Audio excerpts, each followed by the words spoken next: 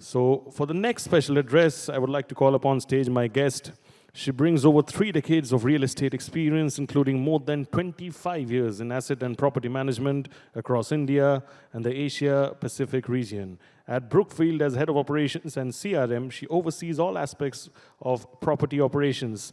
In addition to that, she will also be overseeing tenant relationship management, drive operational excellence, lead overall CAM and Converge management. She also leads the expansion of the CoWorks business, and she serves as a trustee on the global board of the Council on Tall Buildings and Urban Habitat, is also a member of RICS, Narit Kumahi, and previously sat on the board of IFMA Mumbai. Is it IFMA or is it IFMA? IFMA? IFMA, okay. Always striving for knowledge. I did not know about that, but thank you so much. Ladies and gentlemen, please clap it up for the Executive Vice President, Head of Operations and CRM Office India, Ms. Charu Thapar. Can we please have a big round of applause for Ms. Thapar? Thank you so much, ma'am, for joining us and also enlightening me with that little bit of knowledge. Can we all clap a little louder for her, please?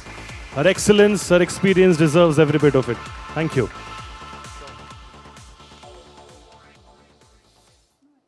This works, right? Yeah. Hello?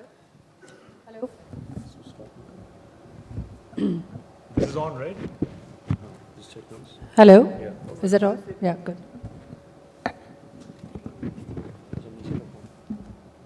Okay. Hi, good evening, everyone. I recognize that I stand between you and the awards and perhaps dinner. Dinner's not yet served? Oh, so you're going to serve it after the awards, okay. Right, okay. So I'm the last person to speak today, and it'll perhaps sound a little bit like a refresher because the entire day you've spent listening to the stalwarts in the flex and the technology field. But let me take a shot at it. So firstly, good evening, everyone, and a big thank you to Realty Plus for having me here on the dais today among such an eclectic audience. It is a pleasure to be here among all of you, developers, occupiers, operators, and tech partners. So I think, we're meeting here at a very interesting moment for commercial real estate in India. Over the past few years, the sector has moved through disruption, adaptation, and now purposeful reinvention. What we are witnessing today is not simply a recovery cycle. It is a structural shift in how offices are conceived, delivered, and experienced. I think experience being the underlined word. 3 forces, in our opinion, are driving this transformation. First, the enterprise workplace strategy. Second, flexible and managed office spaces. And third, design and sustainability. So these have become inherent consideration and not peripheral any longer.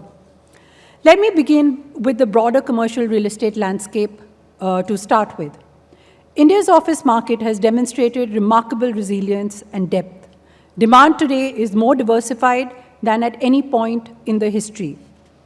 Technology firms, GCCs, BFSI, all the players are looking to have a house in India. This is fundamentally changing what enterprise expects from the real estate partners. Across markets, we are seeing organizations become far more deliberate about their workplace strategies. People and hybrid working has matured into a calibrated operational model rather than an intended response. Offices are being repositioned as destinations for collaboration, experience, culture building, innovation, and learning. As a result, the spaces have changed from the traditional office space. In this environment, the definition of flexibility itself has expanded tremendously. A few years ago, flexibility largely meant shorter leases and plug-and-play offices. Today, flexibility is about speed to market, the ability to scale teams rapidly, and the option to customize environments, and the confidence that the workplace can evolve alongside business needs. Enterprises are increasingly wanting freedom to start small, expand rapidly, and standardize experiences across multiple cities without the operational friction. This is precisely why flexibility and managed workspaces solutions have moved from periphery to the core of real estate strategy. In a recent report I read, actually, that India's flex space market is poised for a decisive growth phased over the next 2 to 3 years. In 2025 itself, we saw 72.3 million square feet being consumed, and this is supposed to surpass 100 million square feet by 2027. Flex operators have recorded a strong momentum in recent years. More importantly, the profile of demand has changed. Large enterprises and GCCs are now among the most active consumers of the managed workspaces. These are highly sophisticated occupiers with global benchmarks, and their growing participation is a strong validation of how far our flex spaces have come. At Brookfield Properties and Co-Works, we see this evolution very clearly on the ground. Experiences are leading the way our campuses are being occupied. Enterprise today are not just looking for spaces, they are looking for certainty of execution, institutional grade delivery, design consistency, and ability to scale across markets with a single trusted vendor. Increasingly, many large occupiers prefer end-to-end solutions for workplaces rather than managing multiple vendors across multiple cities across the life cycle of the asset. This is reshaping the role that workplace platforms are expected to play. Managed workspaces are no longer viewed as short-term alternatives. As the sector matures, scale alone will not define the leadership. The next phase of growth in commercial real estate, and particularly in flex, which we're talking about today, will be defined by 4 capabilities: institutional grade quality, design intelligence, technology, and sustainability in performance. Let's spend a little bit time on design because it is so fundamental to how people are occupying spaces. Workplace design today is deeply linked to business outcomes. Enterprises are asking sharper questions. How does a workplace support collaboration, enhance employee well-being, reflect brand identity, and remain adaptable over time? And I'm sure you saw that as a consistent thread being discussed today. Technology is another critical layer of this transformation. Smart building systems, and Mr. Rathod also just spoke about it, are a fulcrum to this idea. Data-driven space utilization, integrated digital infrastructure are no longer optional features. Alongside design and technology, sustainability has firmly moved into the center of commercial real estate. This is not just about regulatory compliances or certification. It is about long-term asset relevance, occupier preference. Global occupiers are increasingly aligning their real estate needs with their own ESG commitments. Energy efficiency, waste management, water management, indoor air quality, and low-carbon materials are becoming key to decision-making.